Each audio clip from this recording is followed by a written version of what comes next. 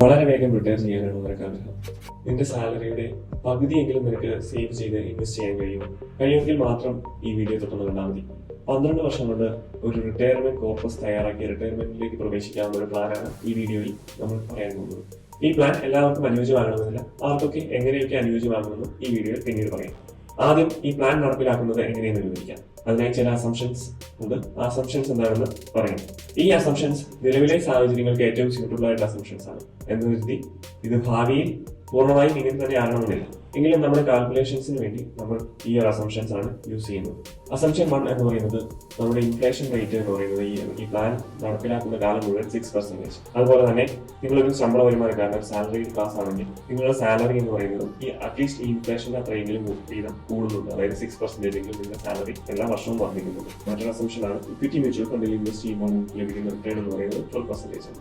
ഇത്രയുമാണ് നമ്മുടെ basic assumptions എന്ന് പറയുന്നത്. ഇനി ഈ പ്ലാനിന്റെ ബേസിക് ലോജിക് എന്ന് പറയുന്നത് നിങ്ങൾ ഒരു റിട്ടയർമെന്റ് കോർപ്പസ് ബിൽഡ് ചെയ്യുകയും ആ റിട്ടയർമെന്റ് കോർപ്പസ് ഒരു ഇക്വിറ്റി മ്യൂച്വൽ ഫണ്ടിൽ അല്ലെങ്കിൽ ഒരു 12% റിട്ടേൺ കിട്ടുന്ന ഏതെങ്കിലും ഒരു ഇൻസ്ട്രുമെന്റ്, അതായത് ഇക്വിറ്റി മ്യൂച്വൽ ഫണ്ട് ആകാനാണ് സാധ്യത കൂടുതൽ. മറ്റ് ഫണ്ടുകളുടെ റിട്ടേണുകൾ അത്രയധികം ഉണ്ടാവാൻ സാധ്യതയില്ല. അതുകൊണ്ടാണ് നമ്മൾ 12% നൽകുന്ന ഒരു ഇക്വിറ്റി മ്യൂച്വൽ ഫണ്ട് തിരഞ്ഞെടുക്കുന്നത്. ഒരു ഇക്വിറ്റി മ്യൂച്വൽ ഫണ്ടിൽ നിങ്ങൾ റിട്ടയർമെന്റ് കോർപ്പസ് ബിൽഡ് ചെയ്യുകയും ആ ഒരു ഫണ്ട് ഇക്വിറ്റി മ്യൂച്വൽ ഫണ്ടിൽ എടുക്കുകയും ആ ഇക്വിറ്റി മ്യൂച്വൽ ഫണ്ടിൽ നിന്ന് എല്ലാ വർഷവും നിങ്ങൾക്ക് 12% റിട്ടേൺ ലഭിക്കുകയും ചെയ്യും. ഈ 12% ലഭിക്കുന്ന റിട്ടേണിൽ 6% നമ്മുടെ എല്ലാ വർഷത്തെയും ഇൻഫ്ലേഷനെ ബീറ്റ് ചെയ്യാൻ ഉപയോഗിക്കും. ബാക്കി 6% നിങ്ങളുടെ ലീവിംഗ് എക്സ്പെൻസ് അതിലേക്കായിട്ട് ഉപയോഗിക്കുന്നത്. അതാണ് ഇതിന്റെ ബേസിക് കൺസെപ്റ്റ് എന്ന് പറയുന്നത്. റിട്ടയർമെന്റ് പ്ലാൻ എക്സിക്യൂഷൻ ആണ് ഇതിന് പറയാൻ പോകുന്നത്. ഇതിന്റെ ഫേസ് 1 ആദ്യ ഘട്ടം എന്ന് പറയുന്നത് ഇൻവെസ്റ്റ്മെന്റ് ഫേസ് ആണ്. നിങ്ങൾക്ക് ലഭിക്കുന്ന സാലറിയുടെ 50% എങ്കിലും നിങ്ങൾ ഇൻവെസ്റ്റ് ചെയ്യുക. ബാക്കി 50% നിങ്ങൾക്ക് നിങ്ങളുടെ വീട്ടു ചെലവിലേക്ക് ഉപയോഗിക്കാം.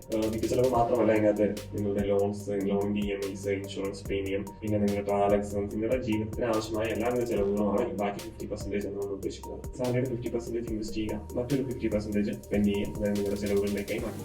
ഇതാണ് ഫസ്റ്റ് ഫേസ് എന്ന് പറയുന്നത്. ഈ ഫസ്റ്റ് ഫേസിൽ ഓരോ വർഷവും നിങ്ങളുടെ സാലറി കൂടുന്നുണ്ട്, ചെലവ് കൂടുന്നുണ്ട്, ഇൻഫ്ലേഷൻ കാരണമുള്ള ചെലവ് കൂടുന്നുണ്ട്. അപ്പൊ അതുകൊണ്ട് സ്വാഭാവികമായിട്ടും നിങ്ങളുടെ ഇൻവെസ്റ്റ്മെന്റ് എമൗണ്ട് ഓരോ വർഷം വീതം വരും. അതേപോലെ തന്നെ നിങ്ങളുടെ ചെലവും ഓരോ വർഷം വരും. അതിന്റെ സ്വാഭാവികമായിട്ടുള്ള ഒരു രീതിയിൽ ഉയർന്നുകൊണ്ടിരിക്കും. ഈ ഫേസ് 2 എന്ന് പറയുന്നത് നിങ്ങൾ ഈ സമാഹരിച്ച ഒരു തുക, അതായത് ഒരു റിട്ടയർമെന്റ് കോർപ്പസ്, നിങ്ങൾ അതിൽ നിന്ന് വിഡ്രോ ആരംഭിക്കുക. അതായത് നിങ്ങളുടെ റിട്ടയർമെന്റ് പെൻഷൻ അതിൽ നിന്ന് വിഡ്രോ ചെയ്യുക. ഇതെല്ലാ മാസവും നിങ്ങൾക്ക് ആവശ്യമുള്ള ഇൻഫ്ലേഷൻ അനുസരിച്ച് വന്ന ഒരു എക്സ്പെൻസ് തുകയുണ്ടല്ലോ, ആ ഒരു തുക എത്രയാണെന്ന് വെച്ച് കഴിഞ്ഞാൽ അത് വിഡ്രോ ചെയ്തുകൊണ്ടിരിക്കുക എന്നുള്ളതാണ്. നിങ്ങളുടെ വീട്ടു ചെലവിനും മറ്റു ആവശ്യങ്ങൾക്കുമായിട്ടുള്ള ചെലവ് തുക വിഡ്രോ ചെയ്തുകൊണ്ടിരിക്കുക എന്നുള്ളതാണ് ഫേസ് 2 വരുന്നത്. ഈ പ്ലാൻ കൂടുതലായി മനസ്സിലാക്കാനായി നമുക്ക് ഒരു ഉദാഹരണം എടുക്കാം. എ എന്നൊരാളെ കൊണ്ടുപോകുക. ഒരാളുടെ പേരാണ് എ. അദ്ദേഹത്തിന്റെ ഒരു മാസത്തെ സാലറി എന്ന് പറയുന്നത് 1,00,000 രൂപയാണ്. അതിനകത്ത് 50,000 രൂപ അയാൾ ചിലവാക്കുന്നു. 50,000 രൂപ അയാൾ ഇൻവെസ്റ്റ് ചെയ്യുന്നു. ഈ ഇൻവെസ്റ്റ് ചെയ്യുന്ന എമൗണ്ട് ഒരു ഇക്വിറ്റി മ്യൂച്വൽ ഫണ്ടിലാണ് ഇൻവെസ്റ്റ് ചെയ്യുന്നത്.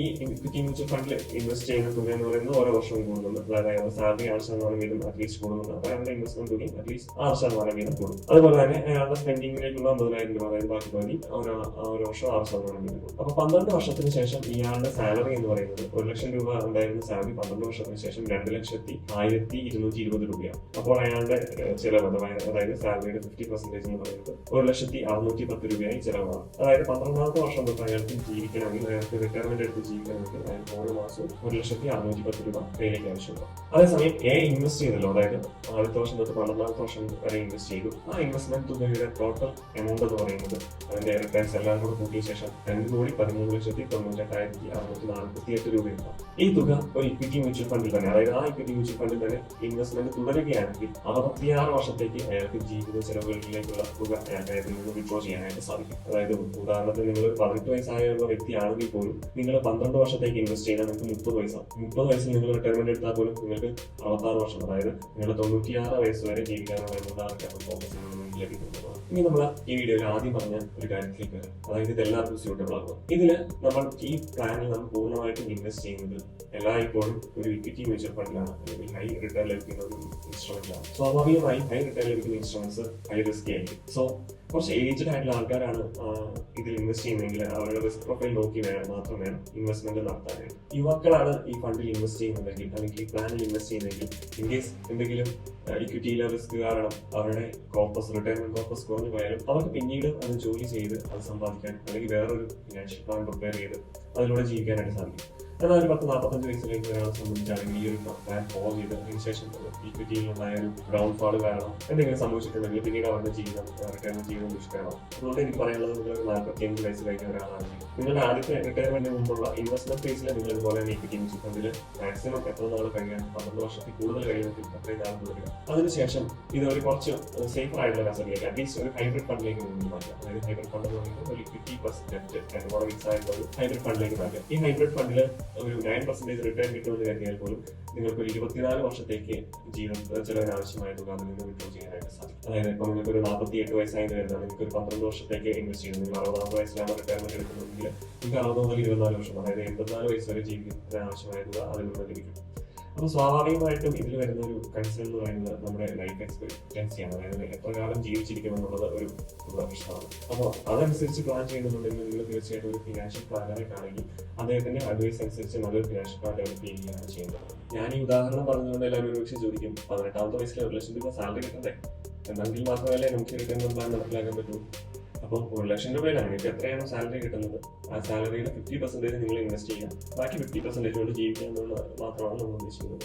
അപ്പോൾ 50% കൊണ്ട് ജീവിക്കാൻ കഴിയുമെങ്കിൽ നിങ്ങളുടെ ബാക്കി 30ാമത്തെ വയസ്സിന് ശേഷം ഇപ്പോൾ സാലറിയുടെ 50% ഇൻഫ്ലേറ്റഡ് എമൗണ്ട് മാത്രമേ നിങ്ങൾക്ക് ജീവിത ചെലവായി കഴിയുള്ളൂ. എല്ലാവർക്കും 50% ഇൻവെസ്റ്റ് ചെയ്യാൻ കഴിയുമോ എന്ന് ചോദിക്കുന്നവരോട് എനിക്ക് പറയാനുള്ളത് first invest then spend. So that's it. Thank you.